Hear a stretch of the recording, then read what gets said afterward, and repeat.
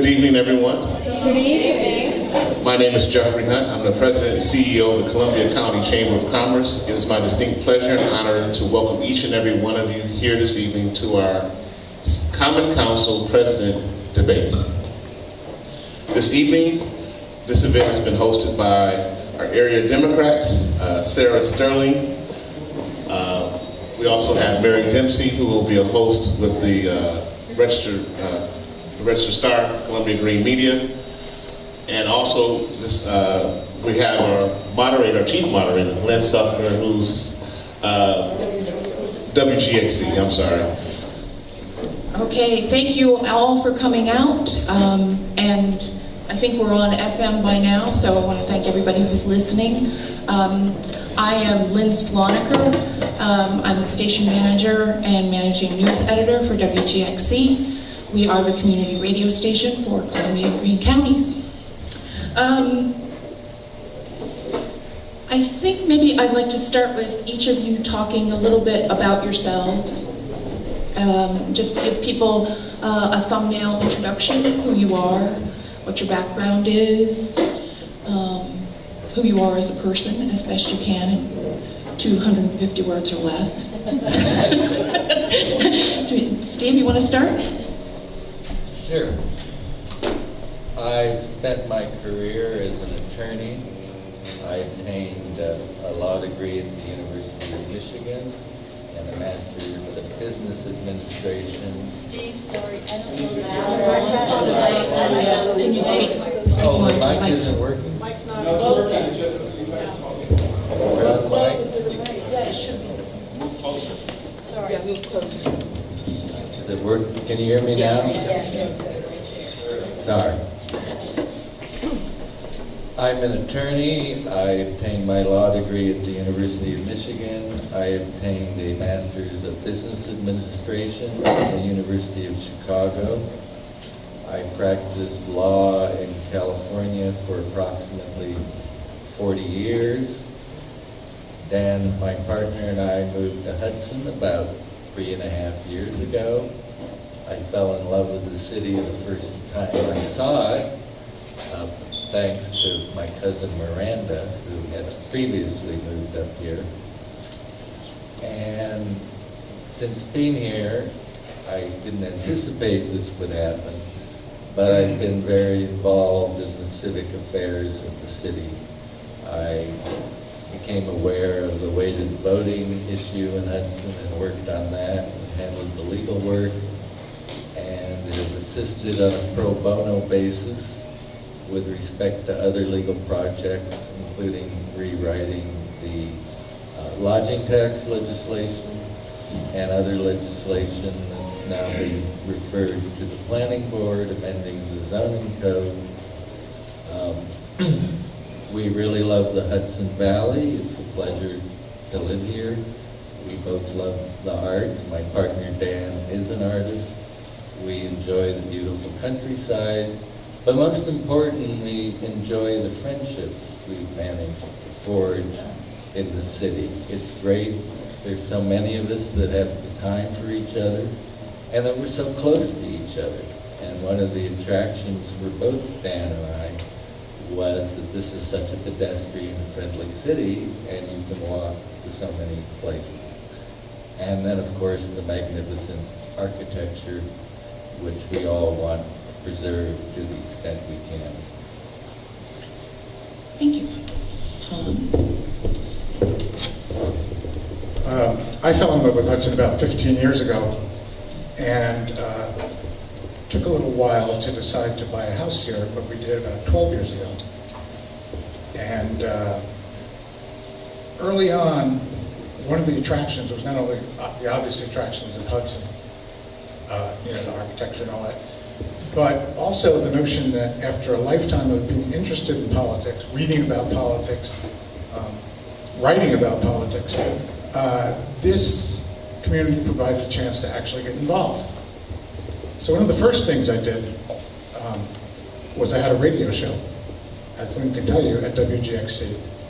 And it was a community affairs program where I got the opportunity to interview the then mayor, the chief of police, Rob Perry, head of DPW, a whole slew of people, and it was a basic education in how this city runs. But I still wasn't ready to get involved that deeply myself yet, because I felt you don't just come into a community and tell them how to change everything. You try to figure out what's going on there, how to become part of it, and how to reflect the views of everyone in this city, not just people like myself who are, relatively new to the city.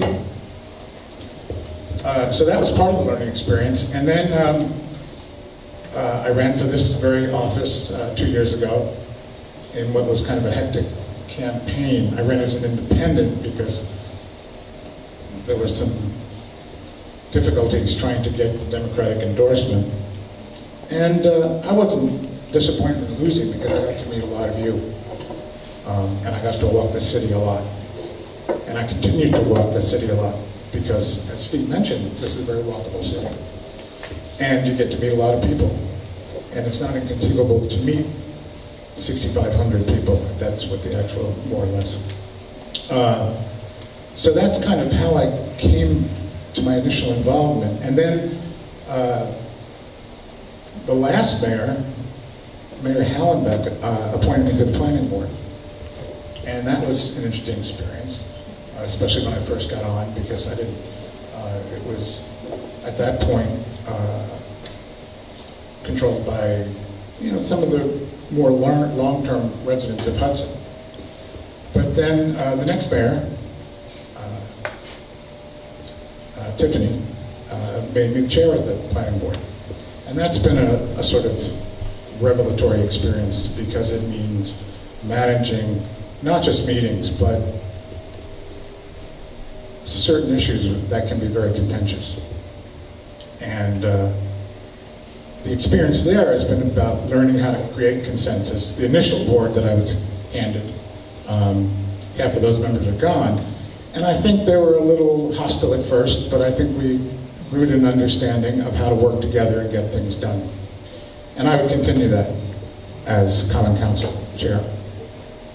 So for you both, what do you think Hudson's strengths are as the city currently exists, as we are right now? Putting aside our beautiful natural environment, our very interesting walkable city, all those things, what are the greatest strengths of Hudson?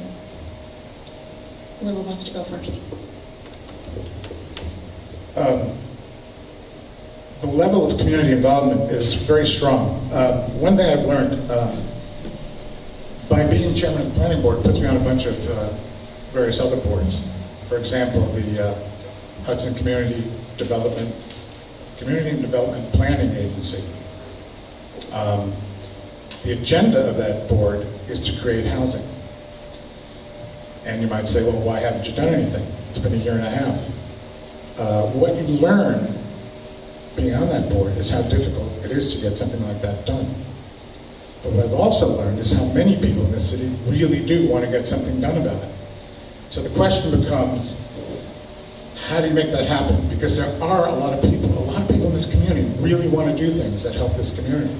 I mean, it's phenomenal. And that to me is the strongest aspect of this city. I've seen it from all different parts of our community, and as you all know, we have a very diverse community, and they're all interested. They're all, you mentioned you want to do something about housing, and suddenly everybody says, yes, please, let us be involved. And we'll talk about that more, I'm sure, but I have some very specific ideas on how to do that, and how to get everybody involved, because there is the enthusiasm. People here want to be involved because they know they'll be listened to, at least now. Maybe it wasn't always the case, but your voices are always heard. Steve? In addition to what Tom said, which is so true, the strength of Hudson, why so many of us are here, is our very diversity. And it's a rare place these days, tragically, in the United States, that people of all races and classes and backgrounds live next door to each other on every block. and more so every day, and I see that in my canvassing. And there's so much talent in this city. Great artists, intellectuals. It's really amazing for a city of about 6,000 people, what we have here. And one of the goals I think both Tom and I share is how to use all that talent. And goodwill. People by and large get along of all backgrounds. And that's very gratifying. And I found that canvassing as well. And one of the challenges is to make Hudson's governance work better, to be able to use all of that talent to start addressing some of these difficult issues that take a lot of work, a lot of strategy, and are difficult. And I think by doing that, we can begin to more effectively and rapidly start tackling some of these problems. Affordable housing, rising rents, all of these issues, the challenge of the Colarusso controversy, they're all out there. Our aging infrastructure, how to more effectively secure grants. These are all challenges where I think that we can do better. And I know no matter whether I win or lose, will help Tom and the new mayor and everybody else in any way that they let me, or I can, to help in that process. And I'm sure Tom feels the same way if the result is otherwise. So to me, that's the strength of Hudson. It's also, unlike its colorful history, I think, an honest city. I've detected no corruption in the city whatsoever, and that has not always been true, as we all know. So down to governance, as you know, I'm very curious to know how you would conduct the business of Common Council president. You know, the Common Council does the people's work, and how or if that work gets done has a lot to do with the Common Council president. Maybe you could talk a little bit more about how you're going to tackle it all, what your priorities would be, even your day-to-day plan. Are you going to have an office in City Hall? Going to be there every day? You know, what kind of accessibility is there for people who want to come and see you? If you could both speak to that. Sure. I guess it might be. There is an office of the Common Council president in City Hall, right next to the mayor's office and the assistant mayor. It's a bit smaller than those offices, but it is an office. And I recall when I first moved to Hudson, walking up there, and Don Moore was sitting in it, and I just walked right in. He invited me in, and we started talking, believe it or not, about the zoning code. So, and I'll be there, and my door will be open. When it comes to the Common Council president and how to conduct that job, an issue in the past has been that the council has often been unruly. So one of the jobs of the Common Council president is to enforce the rules. And in looking at those rules, one of which I noticed is a rule that council people are not supposed to personally attack one another. It's right in the rules. Only discuss issues, not personalities. And we all know that rule hasn't been followed very well. And I'm confident with the new council and new personalities that probably will not be a problem. But if it is, it's the responsibility of the Common Council president to enforce the rules. And one power of the Common Council president is they can call a recess at any time. If things get out of hand, I would do that. But the job is so much bigger than that, as Tom well knows as well. Common Council president appoints the members of all the committees, the chairman of the committees, and has the power in subcommittees to appoint private citizens. And one thing I think we really need to do is to harness some of the talent that's in the city and people who are interested to help these committees do their work, come up with ideas, do the necessary research, help contribute to drafting the legislation, and so forth. And then the Common Council President, in addition to that, is a member of the Board of Estimate and Apportionment and helps set the budget. And I think I have good skills there, having owned a business with somebody else and based on my Master's of Business Administration, I understand accounting. And then it's a matter of empowering the members of the council. And instead of folks working at cross purposes and attacking each other, what I would do in public and in private is help empower each and every one of the aldermen to accomplish their goals to the extent possible, suggest strategies for doing it, what research might be done, help draft the legislation, and then use the skills I've developed as an attorney to help fashion compromises that work for both sides. That's what attorneys do, whether it's settling litigation or helping to negotiate contracts. They're searching for compromises.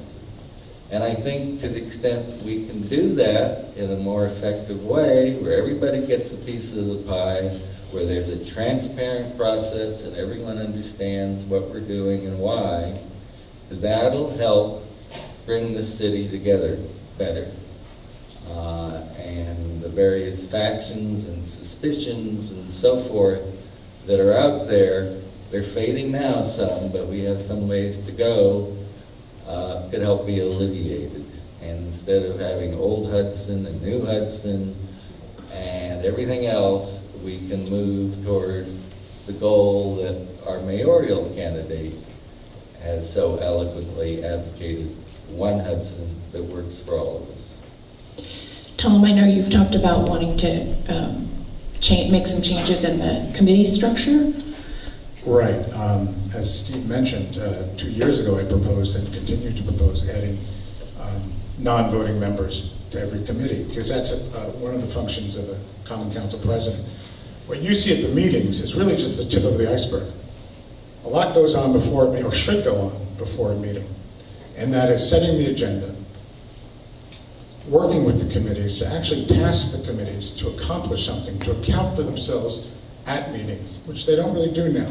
They used to even read the minutes of their previous meetings at meetings. None of that's been done for a while, and I like to see that come back. I'm not a lawyer, but I have been married to one for 39 years. And I don't, so obviously I don't disapprove of lawyers, but you know, one of the problems on the council has been a lawyer. And I'm not, as I say, against lawyers, but lawyers tend to see things as a kind of top-down process. They think, you know, you just keep making new legislation and that's how you cure things. And they tend to complicate matters. I think we need to simplify our code, simplify our charter, and learn how to enforce what's actually there. Yeah, and I think it's worth throwing this out that, you know, democracy when it works is not all flowers and sunshine. It's, you know, like watching sausage being made. So this idea that everybody has to get along in order to make forward progress is not always the way things work. I think it's a matter of having, if I can just editorialize here for a minute, civil discourse. You know, people being able to come to a place and have a conversation and be able to represent different points of view and then come to a place where we all agree on how we move forward. And that has not happened in the Common Council for a very long time. Exactly, and Steve is right. I mean, there are things you can enforce. There are rules. There always have been rules. There's Robert's Rules of Order when there aren't the explicit rules set down by the Common Council President. I just want to point out that some of you may know that I was already endorsed by Republicans and conservatives, which is amazing to me because I'm neither. And the reason is because I made it clear to them that there was no litmus test to get those endorsements. By the way, I was also endorsed by the Working Families Party. But that did have a litmus test. But the other two parties really trusted that I would give them a place at the table. Because that's what Lynn's really talking about here. It's just, just the civility comes from respecting everyone equally. And at the same time realizing you're not always going to agree. I mean, I know that from the planning board quite well. Did you have anything you wanted to add? Yes, I think the point is, sure there'll be disagreements, and some issue may be resolved in a way some disagree with, but if the process has been fair, everybody's had a chance to give their say, and if, and this may sound kind of strange, the side that has less expertise perhaps, or less resources, is helped to make the best possible case for their side that's possible, that will help level the playing field. And if you have a transparent process where everybody understands the competing considerations and how the decision was arrived at, and if you make a good faith effort to try to give the other side something, even if not everything they want, and you make that a point of view that you'll try to do wherever possible, that is going to help mitigate some of the conflict. And we haven't done a very good job of that. The transparency, I think, is lacking. Often bills are discussed by a number. They're not even described what they are. And that's not too helpful. I would say, yes, I am an attorney, but I'm committed that in the end, it's not so much what I want, it's what the aldermen want and what the city wants, and me helping to arrive at the decisions in a civil and respectful way where everybody gets a piece of the pie. It isn't about me, it's about Hudson. Sure, I have my ideas and my opinions and will give my advice, but in the end, the Common Council President should be a facilitator and an enabler, and not somebody dictating from the top down or otherwise, or dominating. And I promise you, I will never, ever do that. I'm not wired that way. I follow up briefly. One of the things I've committed myself to, if I do become a Common Council President, now that we have fair and equal, thanks partly to Steve, I don't believe the Common Council President really should always vote on every issue. If the council can't arrive at least a 6-4 vote on its own, then that's, there will be maybe ties, and that's when the Common Council President should step in.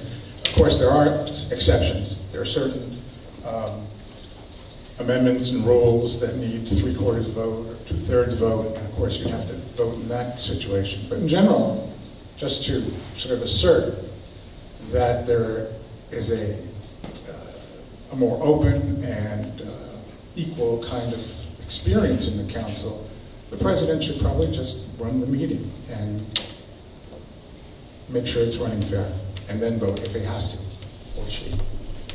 Could I comment on that? Sure, and then we're about down to 10 minutes left in this segment, so. All right. This is one area where I respectfully disagree with Tom on. I think the Common Council President should vote, so everybody knows where the Common Council President stands. It's about accountability and voters knowing where you stand on an issue.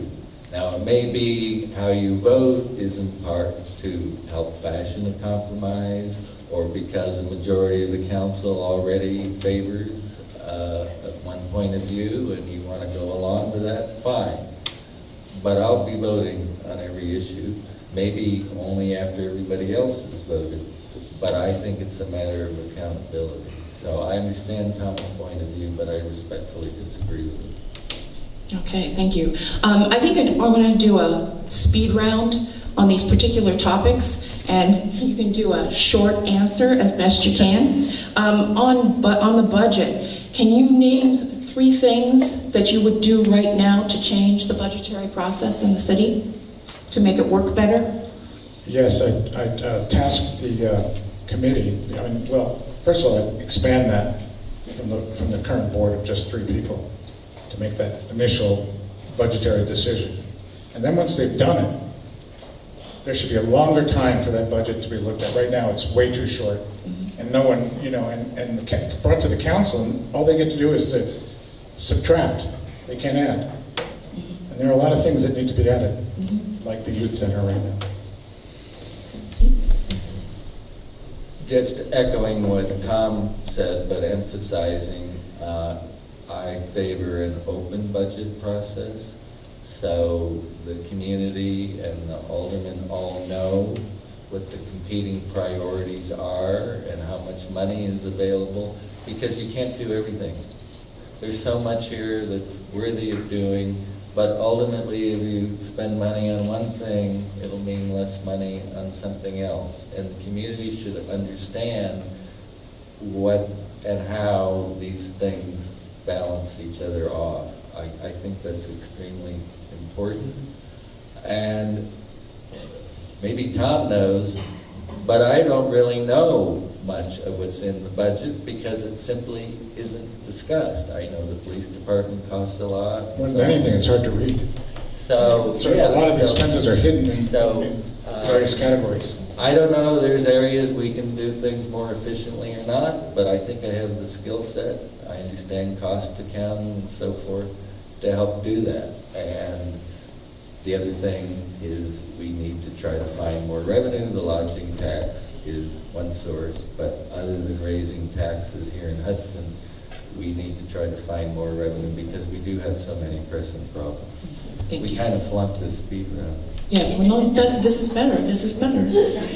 Okay, revitalization. Okay, say somebody, you're common council president, and somebody hands you a, say, $10 million check and tells you that you can spend it on whatever the city needs, what would you do with it? Would mean without strings? Without strings, based on need, as you see it. I would spend a fair amount on affordable housing. I would spend money hiring a full-time planning director to more effectively secure grants with more planning and more time and more disclosure. The DRI controversy about lack of transparency and so forth was because the process was so short. With a full-time planning director, that could have been worked on for the last year after we lost the first round. So I would spend money on that. Youth. They're doing the best they can, and sometimes these things happen.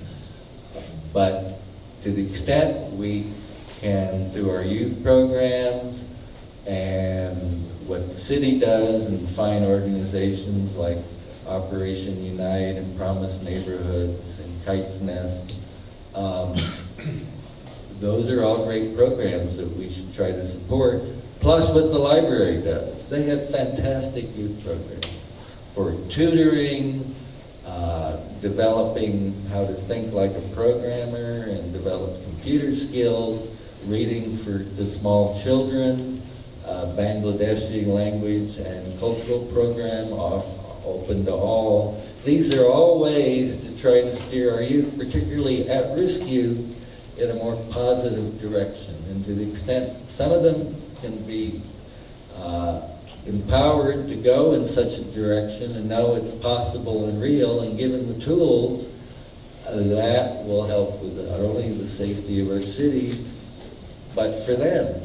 And so that would be a top priority for me. Tom?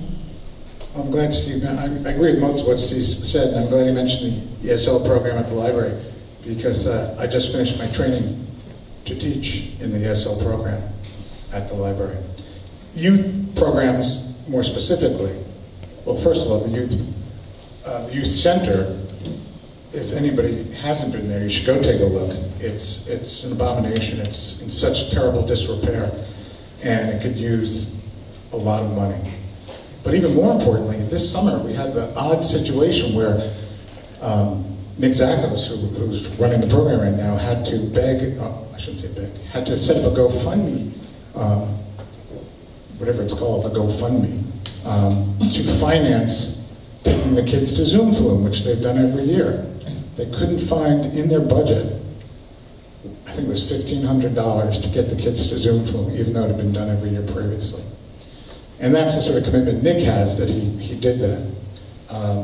So obviously that's a huge and high priority, along with housing, as Steve mentioned. And that's a whole other, that's not for a speed answer. I know, that's a whole separate conversation. On law enforcement, you brought up law enforcement.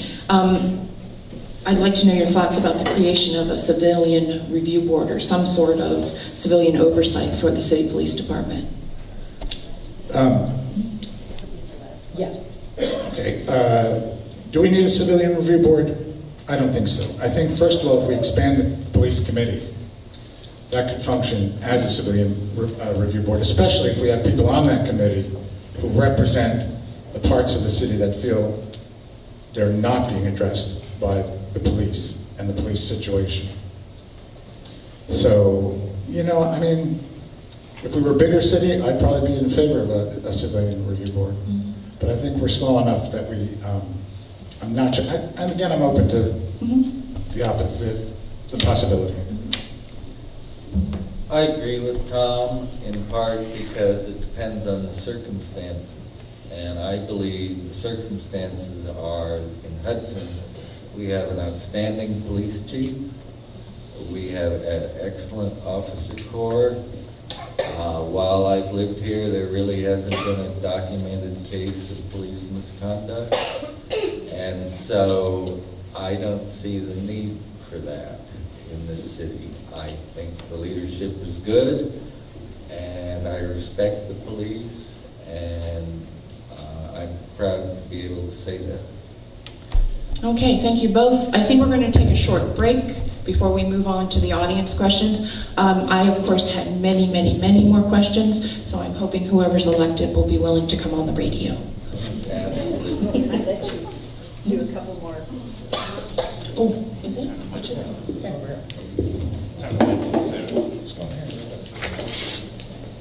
We might let you ask a couple more questions, but we would like a couple more questions from the audience, because quite a few of these have already been covered, so you may get your chance to ask a few more.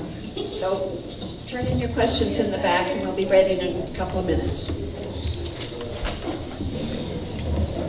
Ask a question, and then Mary's going to follow, and then Sarah, you have 2 minutes each to answer the question and a 2-minute rebuttal time. Please see the young lady in the bright fuchsia dress for your 50-second and 30-second cues. If you notice that a question that you have written has not been asked, just be patient. We'll get to it again. There's quite a few here. And so I'm going to start off, and we're going to start with Tom, since you're to my immediate left, meaning that Steve, Mary will start with you, and we'll rotate that way. Got it? Good. So Tom, what are Hudson's top 3 infrastructure needs? Affordable housing, or repairing Bliss Towers, and the sidewalks. Easy answer. Steve, you have 2 minutes to rebut. You don't have to use all of it. Well, I'm going to use my 2 minutes to discuss briefly how to actually accomplish this, or at least move towards accomplishing it. Wasn't the question, but That's all right. I can use my 2 minutes as I think is productive and useful. On sidewalks, I know how dangerous they are and what disrepair they are, and that having private homeowners maintain them is not working. And I searched around and found the city of Ithaca that's had the city take over the sidewalk maintenance. Homeowners pay a small assessment fee each year, but they're no longer responsible for huge bills coming at one time to repair their sidewalks. And that program has proved to be very popular. In fact, people are agitating to increase their assessments. So that is one. And then on affordable housing, I've written legislation that's working its way through the process, and it will be on Tom's desk and the planning board's desk at their next meeting, which will help encourage the construction of more basement apartments and garage apartments, which would tend to be affordable by alleviating some of the parking requirements up to 1 space per parcel. And then the other thing that I think we need to look at and restrict is the spread of Airbnbs, which are eating up affordable housing like Pac-Man. And I would suggest legislation to be considered that restricts the use of Airbnbs for non-owner occupied parcels that are multifamily, which is about 30 buildings and 91 That's time. rooms. That's a lot. Mary? Do I get to respond to that? No, sorry, you ceded your time. However, you may respond during your chance to rebut at the next question. Thank you. Okay, Steve.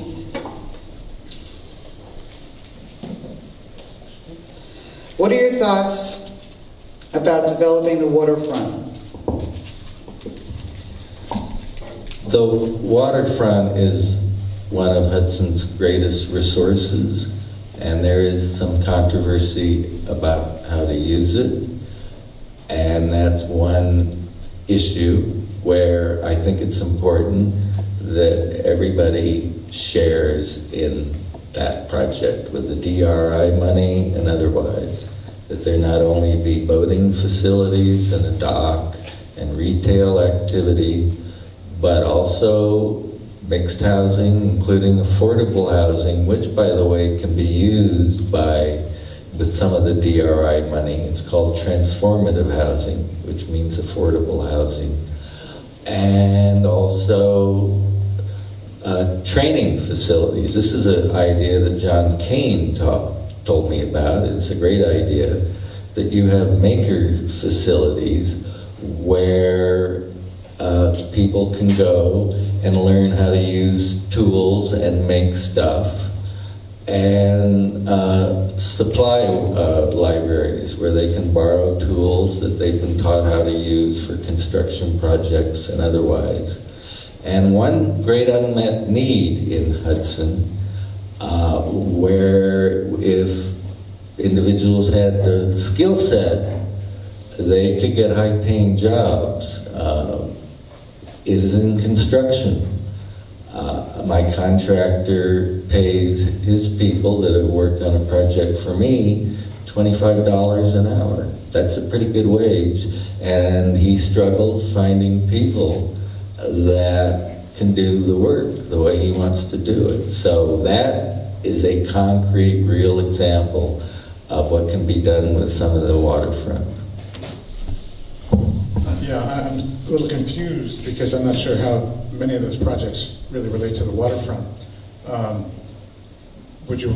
I can't imagine putting all those in a floodplain, for one thing. The waterfront is something we need to protect. We need to develop it slowly. We need to make sure that most of it is public access, because we already have given up too much of it in the past. I also want to address something Steve said earlier, though, because housing should be an ongoing topic throughout this entire debate. Steve does have an amendment proposal, and I have to say, it's a good proposal if, you want to live in a basement. And also, it does require, every proposal that may have an upside does often have a downside. And in this case, it means more cars on the street, because part of the proposal is to get rid of the 1 car per apartment dweller requirement in the zoning. So, most of the city can't sustain that. We have enough cars on the street as it is. So, not to say it's a bad idea, but it's kind of a small idea. And I don't think restricting Airbnbs also will kind of achieve what we really need to achieve, and that is protecting the renters in this city. And that requires something far more developed, complex, and worth working on. Oh, and since I can talk about the waterfront, let me just say there's been proposals, and most of them have all these elaborate commercial ideas. I think we could sort of put those in the background and just make sure it's a good place that people can go and enjoy the water. Thank you.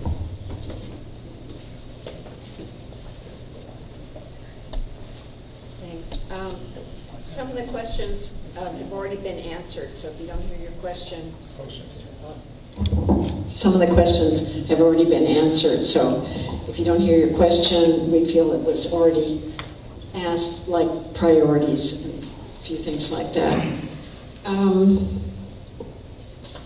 Let's see. Here's a hot topic. Do you think the state truck route through Hudson needs to be relocated? If your answer is yes, how important is this issue to you, and how could this problem be tackled? One thing I've talked about from the get-go here is not only the new housing committee, but also a new transportation committee. And I've talked about this with one of the already endorsed Democratic candidates, John Rosenthal, who's done lots of research into getting these trucks off our city streets. Now, can't promise getting every truck off the city street. And by the way, it's not just State Street. They're coming down in front of my house on the State Route 9. You can't get every truck off the street, but there are certain requirements that should be met. And if we enforce those rules, as I suggested earlier, sometimes you just have to enforce what's in play, we can get a lot of trucks off the street. It's crucial. It's just, it doesn't fit in with how our city's developing. You just have to be down near my end of town where they turn left from 9 to Warren and then go south on Park. And it's unbelievable. It holds up traffic, it's dangerous as can be. And then of course we have the problem on Columbian State, or Columbia, where they're coming down and threatening people who actually live on this block. So yeah, we have to do something. And there are things that can be done. Thanks. I think it's important to understand what Hudson can do and what it cannot do as a matter of law. The existing truck routes are state highways. They're controlled by the state. Hudson cannot interfere with truck traffic, including heavy trucks on those roads. Hudson could potentially change the routes, but I'm not sure we'd want to change it to Warren Street or State Street or some other street. It is true, Hudson can literally ban from every street other than the state highways heavy trucks from every one of its streets under state law. But trucks still have to make their pickups and deliveries, and that means going on other streets. So there's only so much we can do. One thing, however, that we can do is designate the route trucks take for their pickup and delivery points. And to just touch on the Colarusso matter briefly, if Colarusso promptly proceeds to build its road as it proposes from Newman Road to 9, I think Hudson probably would be able to direct those Colarusso trucks out of the city on the Causeway Road and not up Front Street and back down Columbia Street and Green Street, but rather have those trucks turn south, go to Highway 23 and make a left going up 9 to the new entrance to the Colarusso facility. So that would reduce a fair percentage of the trucks, and those are heavy trucks. Thank you.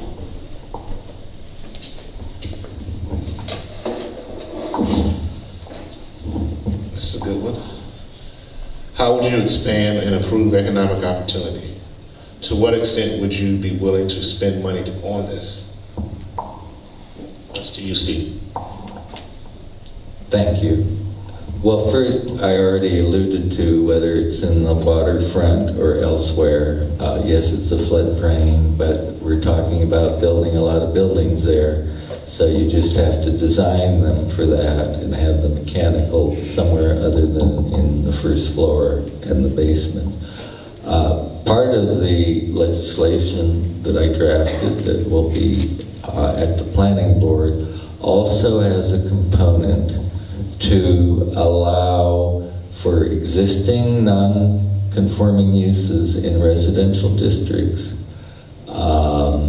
to change to another non-conforming use, or revive if they ceased to have a non-conforming use and lost their grandfathering, to start again, subject to planning board review, which would ascertain whether they thought it was a good thing or a bad thing for the neighborhood and the city. And I became acutely aware of this neighborhood with respect to a gentleman, Basil Nooks, who wanted to take what used to be a bar and was a problem and open a takeout food restaurant. And he cannot under the existing code, period, because it requires a use variance and he's not eligible for one. So that would create economic opportunity for Mr. Nooks, for those he employs, as well as a vital service for the neighborhood in the form of affordable food. So that's one area, and again, that particularly on the north side of the city, it will help facilitate economic opportunity. If I might just take privilege for the person who's posing the question. If at some point you want the question repeated, please just say, repeat the question. I'm sorry, Tom. No, I remember it. Okay. Yeah, economic opportunity is crucial, and that's a nice thing to work for, to help Mr. Nooks get his restaurant. But again, I think these kind of small zoning changes, which may even seem a bit arcane to you, miss the larger picture. We need a vision of job opportunity here. And it begins with maker programs. It begins with making a better connection with the community college to train people for the jobs that are available here. And there are jobs available here, primarily in construction, in the hospitality realm. I hate to call it an industry, but there are jobs that go for, that people are looking for employees and not finding them because they're not properly trained. Now, there's always been a problem of getting students to the community college. One thing we need to do is either bring some of the community college into the city or to make sure that they can get out there. I happen to know from Bill Hughes, the 4th Ward supervisor, that now there's a program that's being paid for by Medicaid, I believe, that's going to have a bus system that goes from Philmont through the city out to the community college, and it's going to run frequently. So that's a great thing that's happening, because we have to get more access to the community college for our community. I think it was put out there in the first place almost as a slap in the face to Hudson.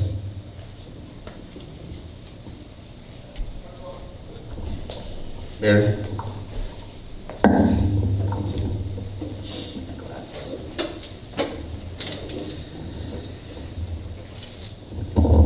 Okay, Tom. How do you fix the lack of transparency between the city politics and the community? A lot of ways. It's funny, I was thinking a lot about this recently because someone suggested, for one thing we could do at Common Council meetings is to live stream them. Not a hard concept, not hard to do. And this will allow people who, first of all, can't get into City Hall because it's not ADA compliant to watch a meeting live. That just makes the everyday process of the meetings open. But we need more than that. We need more sort of preparation to the meetings. You know, the informal meetings used to be far more rigorous and had put more online. I don't mean online in terms of the internet. Sorry, I still use online in a different sense because I'm old. Put more on the line ahead of time, so that you know what's actually coming out, what you need to know to be informed when you actually witness one of the Common Council meetings. Other forms of transparency? Well, I was hoping to tell this story. Sydney Long, who's here somewhere, or was here, oh, there she is, complained to me about a planning board meeting that the problem was really simple. She couldn't hear what anybody was saying.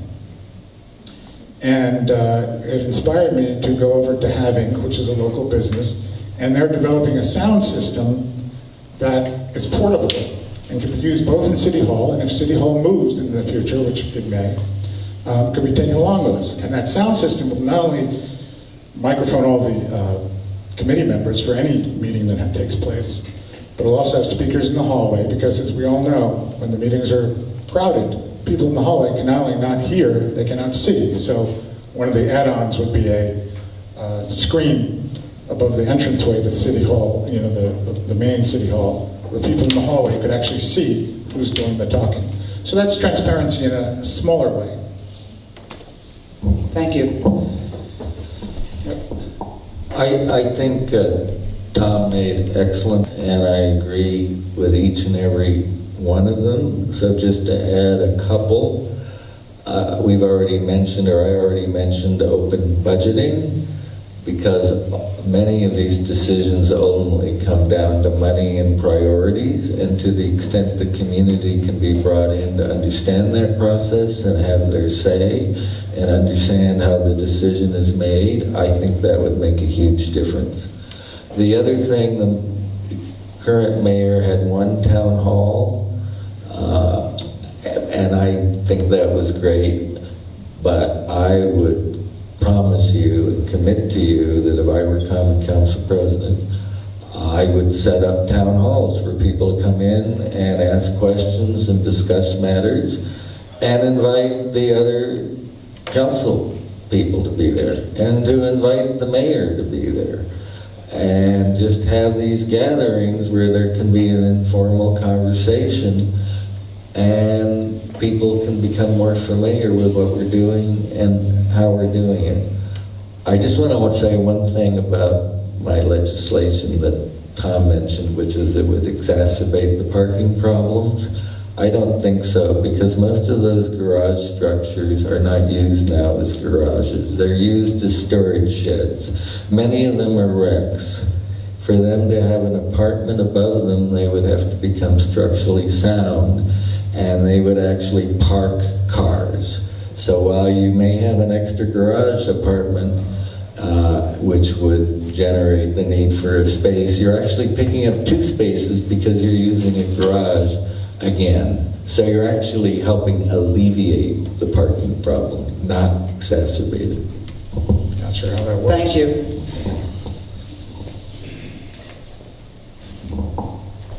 Okay. I'm actually really happy with this debate. It's wonderful to have 2 candidates like this who have really examined the city in depth and have wonderful ideas. So I'm really happy to have this confrontation here, or whatever, lively discussion. Okay, here's one. Do you agree with the statement that we cannot do anything about gentrification? Is that mine? I've lost track. Well, I'll take a crack at it. Again, just like with trucks, to overpromise and suggest we can do things we can't is counterproductive and leads to distrust. And gentrification, people wanting to live in Hudson, is a very powerful force. In fact, a gentleman I just met yesterday said he wants to sell his house in the country of Columbia County and move to Hudson. And he says, it's tough because everybody wants to move to Hudson. So that's a powerful force.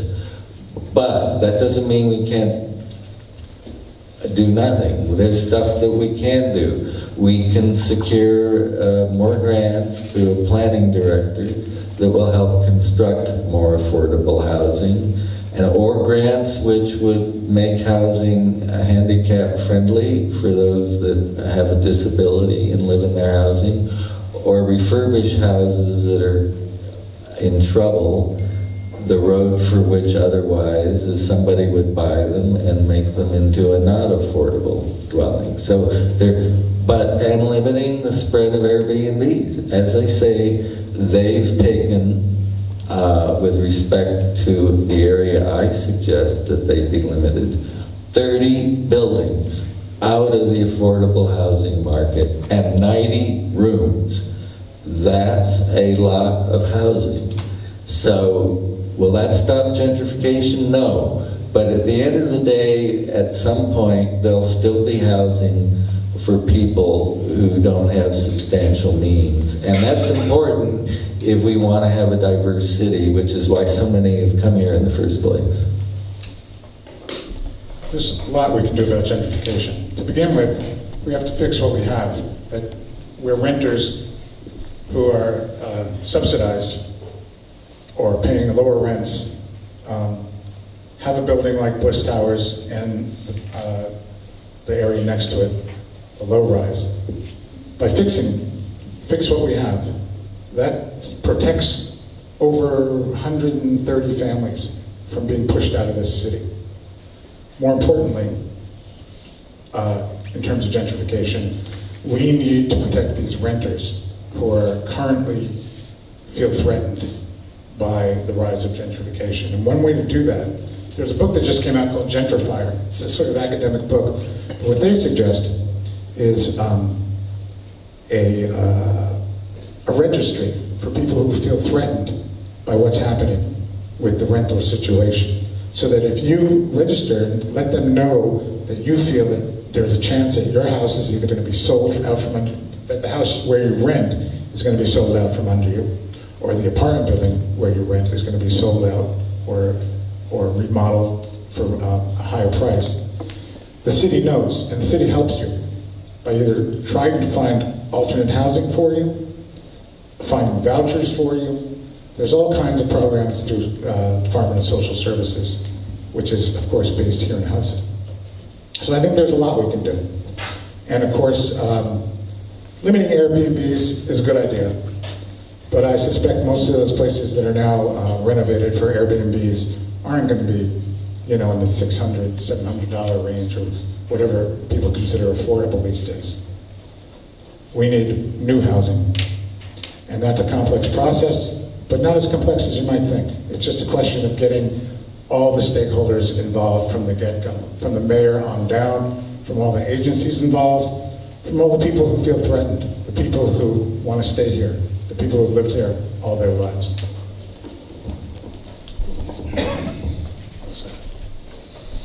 This question is for you, Tom.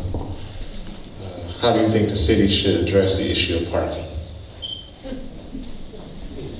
So, when I start this committee, this transportation committee, they will be tasked also with dealing with parking. Now, there was a proposal to have people, it had to do with the hospital and the problem up near the hospital where people are taking up the street parking who work in the hospital. Now, the proposal was to have people get parking tags. I think that would be a good idea for the entire city, so that every resident has a tag, so that you know it's a resident car as opposed to someone from outside the community. That's one way. Obviously, some way down the road, we might need more parking space. One simple thing, by the way, and it's especially true on weekends. We need better signage telling people there's plenty of spaces off of Warren Street, because there are. And it wouldn't create the problem that weekends on Warren Street tends to be with parking. Beyond that, I don't think we need huge parking garages. One level above a building sometimes does the trick. I agree with some of Tom's comments, which I think are good ones. I would carefully study the idea, however, of reserving parking spots on the streets. No, that's not what I said, by the way. Sorry. And if we can have the phones turned off, please, just to be respectful. And Just to clarify. Well, irrespective of what Tom said, and irrespective of whether I misunderstood it, to the extent residents have priority over others, you have an issue where people are going to park who visit, and you have an issue where people park who are visiting the city as tourists or otherwise. And maybe if we're going to go down this route, we do need some kind of parking structure. Down at the waterfront, that might be a good place for one, and then maybe have little shuttle services or so forth. But to just do it without being very careful about the consequences would be a concern of mine. One thing I learned in canvassing, and I have learned a couple of things in canvassing that I didn't think about, is if you're disabled, you should have a reserved spot in front of your house. I think that's an extremely good idea for those who have a disability. And I learned a couple of other things. Stop signs. I was under the impression the Department of Transportation needed to approve stop signs. They don't. The city can put them up wherever they want without restriction. Another thing the city can do, and this is a problem on Oakwood where they're speeding, is lower the speed limit to 25 miles an hour and install speed humps. And I think those are ideas that should be explored.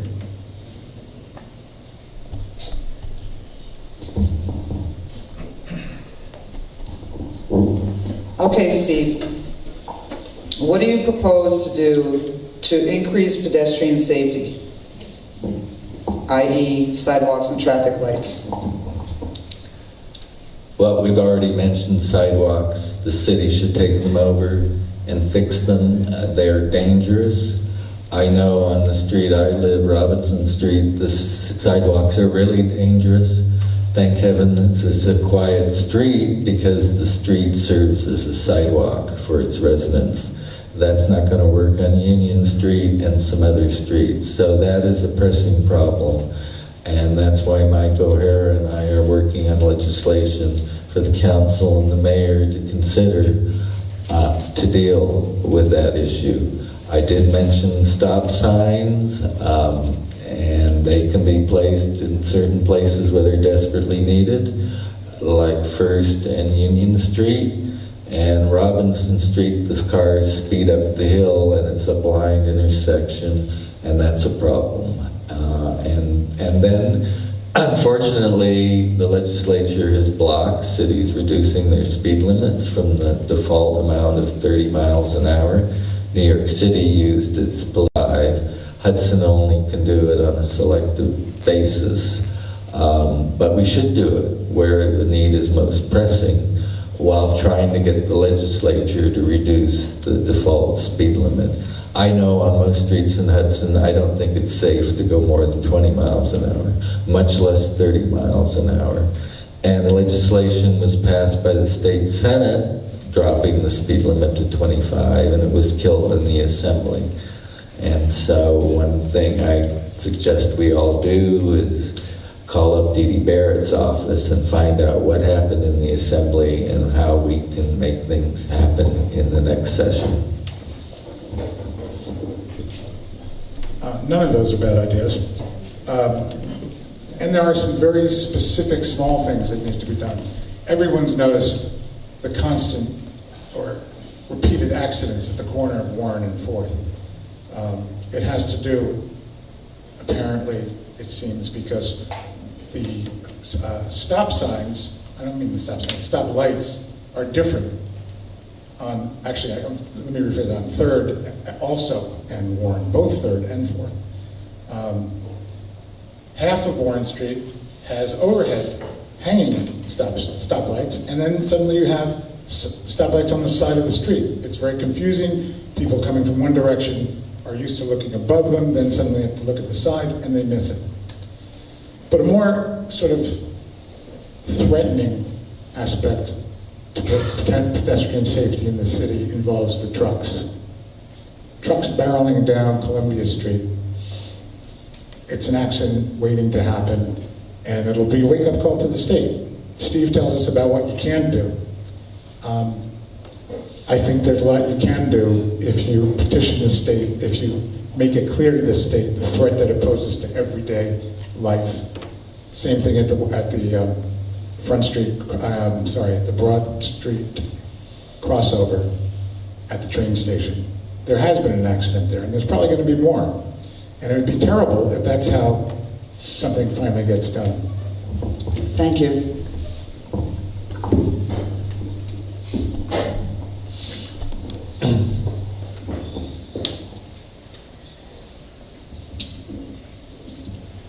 We have one question here. I'm not sure that this really is in your bailiwick, but if you don't want to answer it, we could move on to something else. But do you think Hudson gets a fair share of the sales tax from the county? We got an answer. We'd all like to know. And I have to say, Steve has taken an initiative in this regard, and I think that's really something great that he will do. It's not necessarily something the Common Council President should be doing, but it's an important thing, because obviously we don't seem to be getting our fair share, and it's determined by the county, for those who don't know. It's apportioned by zip codes, and of course you probably all know we share our zip code with a lot of the surrounding communities. So not only does the county get to decide who gets what, but the way it's sort of apportioned is by confusing us with Greenport, Livingston, parts of Claverack. And of course, Greenport does bring in a lot of revenue, so it'd be nice to figure out who's actually bringing in all this revenue, this sales tax revenue, which would be an increased income stream for the city. It's a no-brainer, and I hope Steve continues to work on it. First, as to what a Common Council President should or should not be doing, my thought is what people should be doing is what is most important to do and where they have the skill set to do that. And the Common Council President and the alderman and the mayor all work together and divide up tasks, and we work as a team together to try to accomplish what's important to accomplish in the city of Hudson. And that's what I've done on issues where I thought I could make a contribution without any title at all. I just showed up. Half of life is just showing up.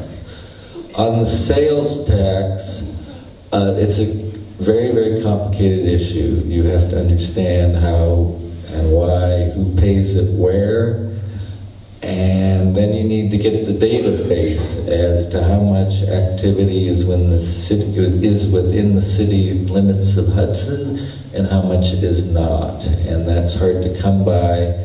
And I'm still working with the Census Bureau to fix their data, which is in error, and also with a proprietary firm where I purchased at my own expense some data, and it was in error, and I'm working with them to fix it. But I think some money is there, whether it's $200,000 a year or $500,000, I don't know. Thank heavens the city of Saratoga Springs went through this process 15 years ago. KPMG did a study that reveals the methodology of how to do it. And what we're talking about is cities have the power to preempt out of the sales tax pool of the city, and when they do, they get a much larger share of the revenue, and you balance that against what the county's already paying to the city for not preempting out, which is currently about $300,000 a year. So it's an arithmetic task and a complicated one, but it's something we need to track. Thank you.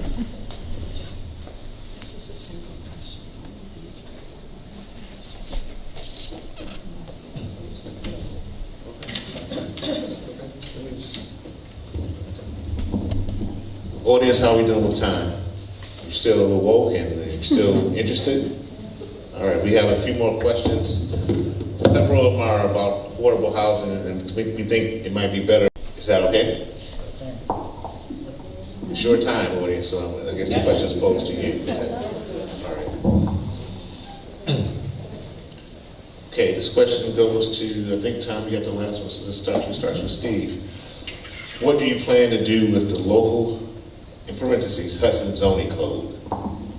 That's a loaded one too. Well, when I first moved to Hudson, I was exposed to the zoning code and learned what a inappropriate code it is for Hudson. I found out later it was sold to Hudson in 1973 by a consultant who was hustling all of these cities and Hudson was in some ways perhaps a more naive place than now, and they bought a zoning code that was suitable for a suburb, not a densely packed city. So it's a mess, and it's a huge task to fix, and I thought that's how I'd spend my first 2 years in Hudson, was trying to write up a code and give the options to the city to consider and so on and so forth. And then I got deflected by the Fair and Equal campaign and weighted voting, and that took up about 18 months of my time. So that's a big task. It needs to be done. Parking and how to handle that will be an issue of some controversy. But in the meantime, we can make fixes now. And to wait until we get a new zoning code, which might take 2 or 3 years, is putting the perfect above the good, and the perfect being the enemy of the good. And that's why some of these amendments that I have written and hope will be passed to help alleviate areas where it's causing a lack of economic opportunity. Urban planners say cities should be mixed use rather than large zones of only one use, with apartments above shops and so forth. Restoring how cities used to be in the past until urban planners thought better and messed things up is something that we need to do.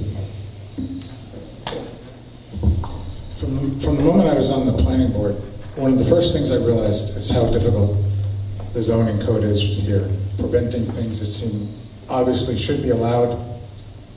We have arcane rules about how many parking spaces are needed for restaurants. At the same time, I've advocated for a complete overhaul of the zoning. And as Steve said, we do need a full-time planner. And one of the first things that planner should be tasked with is rewriting the zoning code. Newburgh has done it. Other cities along the Hudson have done it. Cities in comparable size, comparable issues. It's not inconceivable to get a new code. And we're at that point right now. Well, that concludes this portion of the debate. We want to... There's more? There's more. How do you define affordable housing, and how should the city involve itself in financing it? Do you support rent control of a city? Do you support rent control? How do you propose to develop more affordable low-income housing, and would you prefer it to be from city government or private development? And ask me if you want me to repeat anything. No, that's fine. I've been thinking a lot about this ever since I became a member of the HCDPA. And as I told you, I mentioned earlier, it's an agency tasked with creating more housing, but we haven't done it. Because one of the things I realized from being on that board is that you have to begin with a lot of stakeholders involved. It can't be just one agency that has may have a mission, but no exceptional authority to create affordable housing. So what I did was let me give you another anecdote. HCDPA had the community housing resources come in recently, and they're developing a housing study for the city of Hudson. They're going to do a complete evaluation. Meanwhile, in conversation with Bill Hughes, I found out that the county is also doing a housing assessment for the county, but that includes Hudson. So here you have two different groups tasked with coming up with reports. No one, however, is really in a position to take those two reports and come up with a real solution for creating housing. I mentioned earlier, we need a task force. And it would include people from all these agencies. I've also talked to the Albany Land Trust Bank, my niece who works for Equity Trust in Massachusetts, And her advice, they finance a lot of land trust and community housing projects. And her advice was crucial because her point was, if you get all the stakeholders involved from the get-go, it can really happen. That means from the mayor all the way down. Mayor to those renters who need that housing. Bring them all in as part of this task force and create a plan for a land trust. Now, land trust, if you're not familiar, means the city would probably, or the city or the agency or the trust would own the building, but the renters would have a stake in their apartments. They would eventually own their apartments based on what they could afford. And the city or the trust retains ownership so that they control, you know, that you can't suddenly sell it for a lot more money than you've put into it. But it preserves your right to stay in that apartment. That's the kind of affordable housing project we desperately need. And I think it's really doable. But it does mean bringing all these agencies, all these stakeholders, and those affected most of all, to the table at once. Thank you. I think Tom's idea of a task force is a good one. Sometimes it's a dodge of a politician to say, I'll create a committee or task force, but I think in this case, the way he stated it, it certainly has the potential for being productive, and I think he described very well how a land trust works. But we've got two issues. One, Hudson has very little vacant land left. There's one parcel next to the fire station that has some potential, and then we have some area on the waterfront that Tom describes as a flood zone. So ultimately, it's about through funding of land trusts or otherwise getting grants, because the city doesn't have the money. And that's why with the planning director and so forth, trying to get those grants in a systematic manner wherever we can get them, with a priority on affordable housing where there's a conflict, I think is crucial. And those grants do things like refurbish buildings so people can stay in them and make houses accessible for the handicapped. There's all kinds of different buildings. They can buy buildings, but you got to get the grants to do it. One thing Tom didn't answer, but I'll answer because it was asked, and that's about rent control. And I don't favor rent control because in the long term what happens is it makes housing even more expensive for newcomers as people who now live in housing that's being rented way below market hold it for dear life. There's all kinds of law practices in New York that have been formed over the rent control properties there. And so at the end of the day, it can really hurt a city and actually force up rents except for those who are long-term residents. And I think hurt the economy of the city. It's sort of a short-term solution that'll cost the city in the long term, and I think it's extremely unwise. And if I lose votes saying what I just said, so be it. It's what I believe, and I would urge that it not be done, but again, it's up to the city. If that's what the city wants to do, I would help it fashion a law that does the least damage. But I think it's very unwise. Thank you.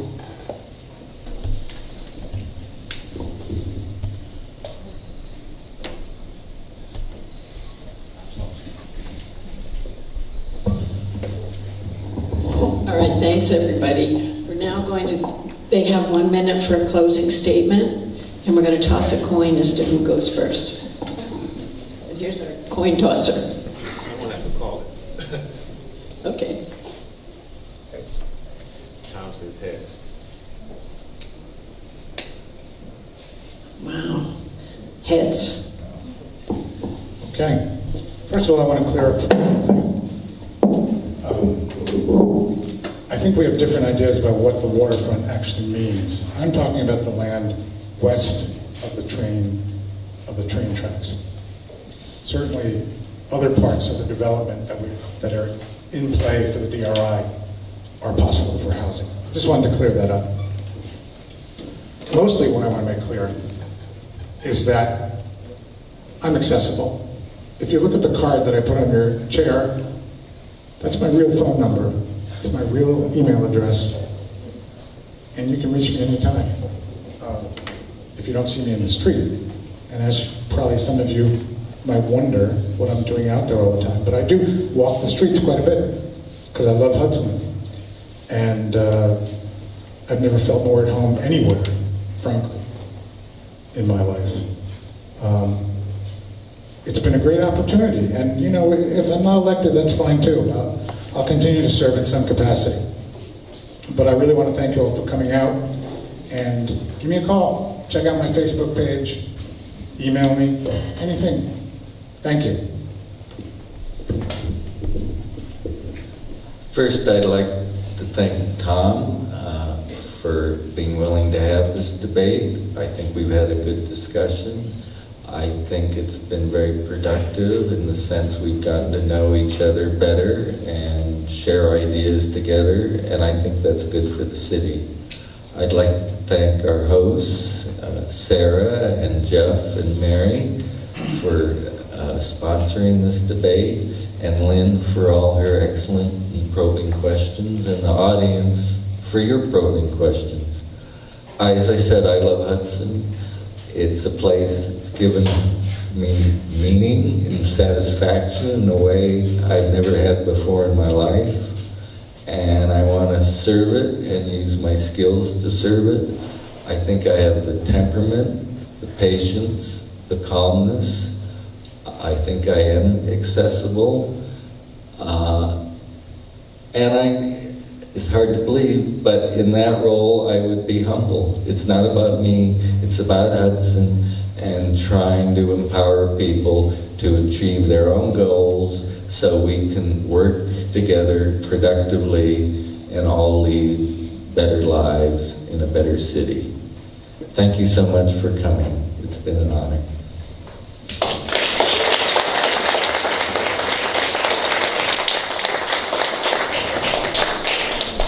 Thank you once again. We'd like to thank Lynn and WGXC staff for Alana Medlock.